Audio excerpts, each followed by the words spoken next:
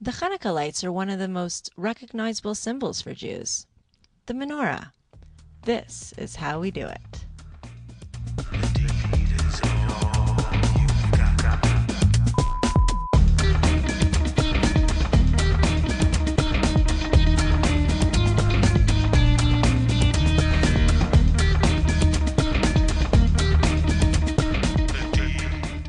We're here at Israel's with Amit. Hello. Hello. And she's going to tell us a little bit about the menorah. So why is it that we light a menorah every Hanukkah? Well, in 167 before Common Era, Judea was under Syrian Greek rule, and there was a very strong movement of resistance to the Hellenist oppression and Hellenist lifestyle, which basically ended in 165 BCE with the recapturing of the temple, and it had to be cleaned and rededicated. And because there was only one jug of oil found that would have lasted for only one day, but it miraculously lasted for 8 days, we light candles for 8 nights to remember the dedication of the temple. The menorah is made up of 8 branches with a 9th branch, which is the shamash candle, the candle which we use to light the other 8. The holiday of Hanukkah is celebrated for 8 days, so each night we light an additional candle. The first night we light 1, the second night we light 2, and 3, and so on until we do the full 8 lights on the 8th night. The shamash has to be in some way distinguished from the other candles. It has to be either raised or forward or backward behind the other candles. And in order for it to be a kosher menorah, the 8 candles have to be at the same level in line. Otherwise, it's not a kosher Chanukiah, like this one here, for example. This one is not a kosher Chanukiah. As you can see, the shamash is distinguished from the other ones, but these are not in a line. They're at different levels. What if you have one where this is all on the same level, but the shamash is lower? Does it just have to be distinguished, or does it have to be higher? No, it doesn't have to be higher. It has to be different, in a different position. So does everybody use candles to light their menorah, or is there some other way to light it? There are different customs about what should be used for the fuel of the menorah.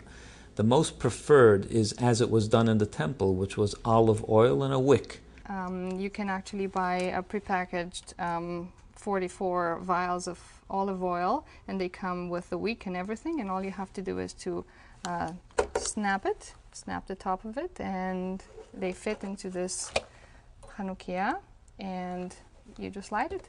A more common and less messy, I must say, system is candles. Either beeswax or paraffin candles can be easily put into your menorah and you're ready to go. We light the menorah in the evening, either shortly before nightfall or after nightfall, and it should last for at least a half hour during the night.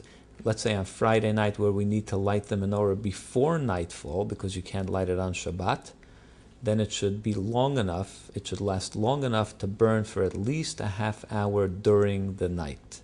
To prepare a Chanukiah for lighting, basically we start with the candles from the right to left. We put the first candle on the very right side of the Chanukiah, and when we light the Chanukiah, we have to light them left to right. They're always the newest candle that is put in is lit first.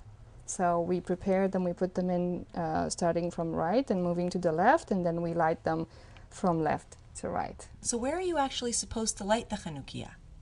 The Chanukiah should be placed by the window in order for people passing on the street to see the lights and to remember the holiday and reflect upon the persistence of faith and hope and the freedom of the Jewish people. The Talmud says that the menorah should be placed in the doorway, and specifically on the left side of the doorway, so that the mezuzah is on the right side of your doorway, the menorah is on the left side of the doorway. You are completely surrounded by mitzvot.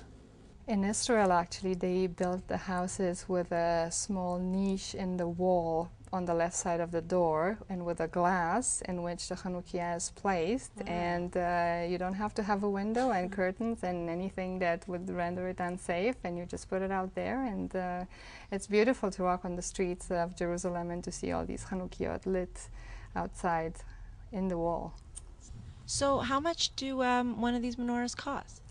Well, Hanukkah doesn't have to be very expensive. You can basically have a Hanukkah for $2.99, which would be a very simple tin Hanukkah, and go all the way up to several $100s. What's more interesting about the celebration of Hanukkah is that while the basic mitzvah of the lighting of the menorah can be accomplished by lighting one candle per night, it's considered an upgrade to the mitzvah to light an additional light each night.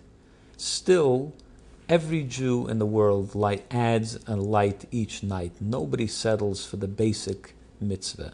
So this year on Hanukkah, gather your family around you, take out the menorah, put in your candles, and light the menorah to celebrate Hanukkah as it should be in every Jewish home.